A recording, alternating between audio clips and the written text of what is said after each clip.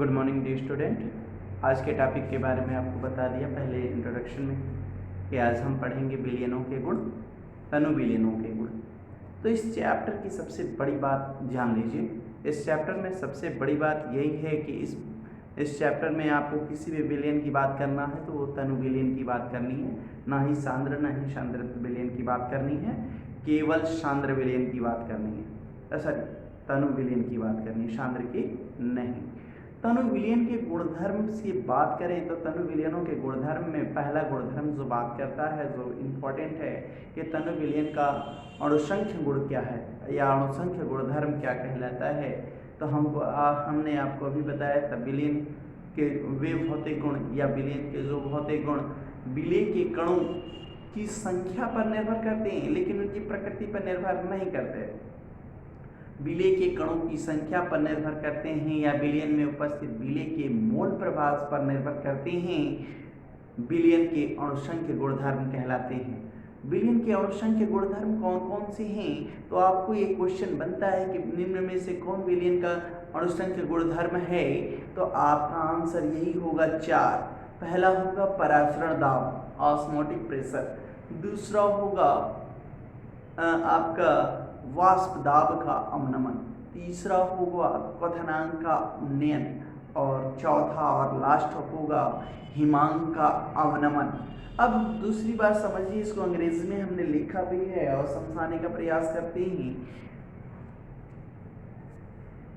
आप देख रहे होंगे हमने लिखा है विलयन का अणुसंख्य गुणधर्म क्या है। तो विलयन के जो भौतिक गुण विलयन के निश्चित आयतन में उपस्थित विलय के कणों की संख्या पर निर्भर करते हैं, विलयन का अणुसंख्य गुणधर्म कहलाता है। इस परिभाषा को थोड़ा सा और भी आप बदल सकते हो। विलयन के जो भौतिक गुण विलयन में उपस्थित विलय के मोल प्रभाव पर निर्भर करता है, उनकी प्रकृति पर या उनकी संख्या पर निर्भर नहीं करता। प्रकृति पर निर्भर मतलब नेचर कैसा है, विलय के कणों का नेचर कैसा है, उस पर निर्भर नहीं करता। विलय के कणों की प्रकृति पर निर्भर नहीं करता, केवल उनके मोल प्रभाव और कणों की संख्या। कणों की संख्या में क्या क्या आ जाएगा? अणु आ जाएगा, परमाणु आ जाएगा, आयन आ जाएगा, उनकी संख्या पर निर्भर करता है। विलयन का अणुसंख्य गुणधर्म कहलाता है। विलयन के अणुसंख्य गुणधर्म में परासरण दाब आता है, दूसरा है वाष्प दाब का अवनमन, क्वथनांक का उन्नयन, हिमांक का अवनमन। वाष्प दाब क्या होता है, परासरण दाब क्या होता है, क्वथनांक क्या होता है, हिमांक क्या होता है, इसमें भी आपको जानना हो। तो जानने के लिए आपने पिछली कक्षा में कक्षा 9 में भी पढ़ा होगा परासरण किसे कहते हैं। परासरण विसरण में अंतर भी आपने पढ़ा होगा, लेकिन हम बताते हैं परासरण क्या है, विसरण क्या है। तो परासरण कहता है कि एक विशेष प्रकार की झिल्ली जिसको अर्धपारगम्य झिल्ली कहते हैं, उससे विलायक के कणों का सांद्र विलयन से तनु विलयन की ओर गमन,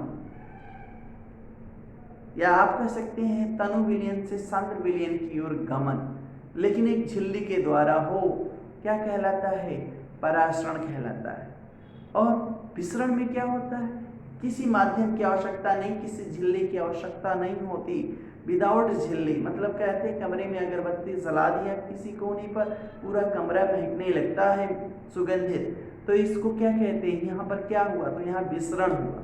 लेकिन हम एक पात्र ले, उस पात्र में जैसे कि ये पात्र लिया हमने, पात्र के इस हिस्से में हमने तनु विलयन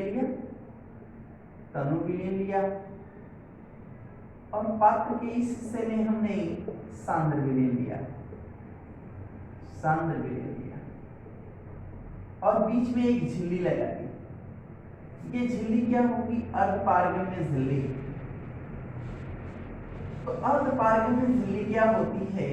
तो वे झिल्लियां जो अपने में से केवल विलायक के कणों को आने जाने देती है, विलय के कणों को आने जाने नहीं देती, अर्धपारगम्य झिल्ली कहलाती है। फिर से बात कर ले हम, सेमी परमिएबल मेम्ब्रेन कहते हैं इसको, सेमी परमिएबल मेम्ब्रेन। तो वे झिल्लियां जो अपने में से केवल विलायक के कणों को आने जाने देती है, विलेय के कणों को आने जाने नहीं देती, अर्धपारगमन झिल्ली कहलाती है। जैसे कि प्याज के ऊपर की झिल्ली, अंडे की झिल्ली, आपने अंडे का ऊपर का खोल हटाने के बाद एक पतली सी झिल्ली देखी होगी, वो झिल्ली क्या है? अर्धपारगमन झिल्ली। फिर आप बात कर लेंगे सर जी ये तो पूरी की पूरी अच्छी पारगमन झिल्लियाँ नहीं होती है, तो विलेय के कणों को भी आने जाने दे देती हैं। तो कहता है कि अच्छी सबसे अच्छी झिल्ली किसे कहा गया है? तो आप कहेंगे सर कि कॉपर नाइट्रेट या सेलुलोज नाइट्रेट की जो झिल्लियाँ हैं ये क्या हैं? आपकी ये भी सेलुलोज नाइट्रेट हो, सेलुलोज एसीटेट हो, ये झिल्लियाँ भी आपकी अर्धपारगमन झिल्लियाँ हैं। लेकिन आपकी बात कर दिया जाए तो कॉपर फेरोसाइनाइड की जो झिल्ली होती है वो 100% शुद्ध एसपीएम सेमी परमेबल मेम्ब्रेन होती है, जिसका उपयोग आरओ प्लांट में किया जाता है, क्योंकि वो केवल विलायक के कणों को अच्छे से छान लेती हैं और विलेय के कणों को आने जाने नहीं देती। यहाँ पर हम कह रहे हैं तनु विलयन और सांद्र विलयन। तो तनु विलयन में जाहिर सी बात है विलायक के कण अधिक होंगे और सांद्र विलयन में विलायक के कण कम होंगे। तो तनु विलयन से सांद्र विलयन की ओर विलायक के कणों का, किसके कणों का? विलायक के कणों का गमन होता है और ये झिल्ली के माध्यम से होता है। तो यही कहलाता है क्या? परासरण। और जो इसी परासरण के मतलब जो परासरण की क्रिया है इसका विरोध विलयन द्वारा होता है, तो इससे एक दाब उत्पन्न होता है जिसका नाम परासरण दाब कहा जाएगा। तो उसकी भी बात हम अलग से करेंगे। बात करता है वाष्प दाब क्या है। तो वाष्प दाब के बारे में भी कक्षा 9 में आपने पढ़ा होगा या कक्षा 11 में भी पढ़ा होगा, आपको बताया गया होगा कि एक होती है आपका क्या? द्रव गर्म करती है तो किसमें बदल जाता है? वाष्प में बदल जाता है, गैस में बदल जाता है। जब दोनों के मध्य साम्यावस्था उपस्थित हो, द्रव और गैस। साम्यावस्था का मतलब एक ऐसी अवस्था जिसमें दोनों की सांद्रताएं लगभग बराबर हो जाएं, द्रव की और गैस की सांद्रताएं बराबर हो जाएं, तो क्या कहलाती है? साम्यावस्था कहलाती है। इसमें मतलब जो अभिक्रिया किधर कह सकते हो आप? दोनों दिशाओं में हो रही है। ये चित्र क्या होता है? तो जब साम्यावस्था में हो तो उस समय जो द्रव का या गैस का जो दाब होगा वही इस द्रव का वाष्प दाब होगा। कहने का तात्पर्य, द्रव और गैस की साम्यावस्था में गैस का वास्तविक दाब ही उस द्रव का वाष्प दाब कहलाता है। अब वाष्प दाब में अवनमन का तात्पर्य क्या है? तो कक्षा आपने 10 में ऊंचाई दूरी पढ़ा होगा, तो आपने अवनमन और उन्नयन कोण के बारे में पढ़ा होगा। तो बात कर लेते हैं, जैसे कि एक हम हैं और एक मीनार है। हम यदि यहाँ पे ये ऑब्जेक्ट मीनार की दीवार, मीनार की चोटी को देखता है, मीनार की चोटी को देख रहा है, तो ये वाला जो कोण कहलाता है वो उन्नयन कहलाता है। क्या कहलाता है? उन्नयन। तो उन्नयन का मतलब होता है बढ़ना, बढ़न। और कहता है कि सर यहाँ पे आप एक टर्म और आएगा अवनमन। अवनमन का मतलब क्या है? आप हेलीकॉप्टर से जा रहे हैं, हेलीकॉप्टर से जा रहे हैं और आप नीचे किसी पर्सन को, ऑब्जेक्ट को नीचे की ओर देख रहे हैं, ऑब्जेक्ट को नीचे से देख रहे हैं, नीचे की ओर देख रहे हैं, ऊपर से नीचे की।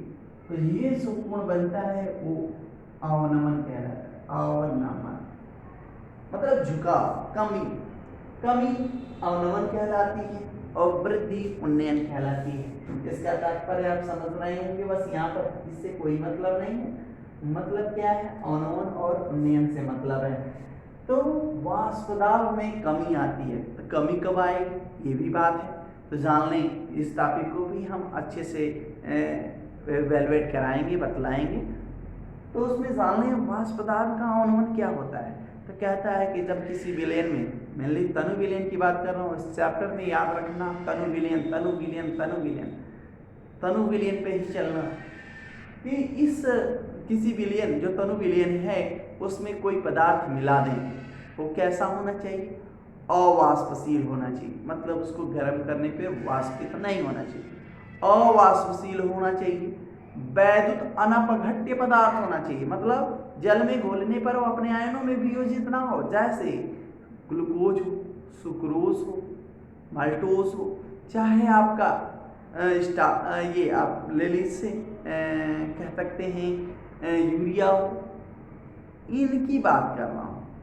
यूरिया हो, ग्लूकोज हो, फ्रक्टोज हो, चाहे सुक्रोज हो, चीनी हो, इनको आप बोलते हैं, मतलब चीनी को और यूरिया को याद रख लें, चीनी और यूरिया को पानी में घोलने पर अवयवी अपघटक में टूटते नहीं हैं, इनकी बात कर रहा हूँ। तो वे पदार्थ मतलब किसी पदार्थ जो विलयन की बात कर रहे हैं, जिसका विलयन हमें बनाना है, किसी पदार्थ जो कैसा हो, अवाष्पशील हो, वैद्युत अनपघट्य पदार्थ हो, किसी विलयन में उपस्थित किया जाए, मतलब किसी विलयन में डाला जाए, तो डालने के बाद उसके वाष्प पदार्थ में जो कमियां आए वही क्या कहलाता है? वाष्प दाब का अवनमन कहलाता है।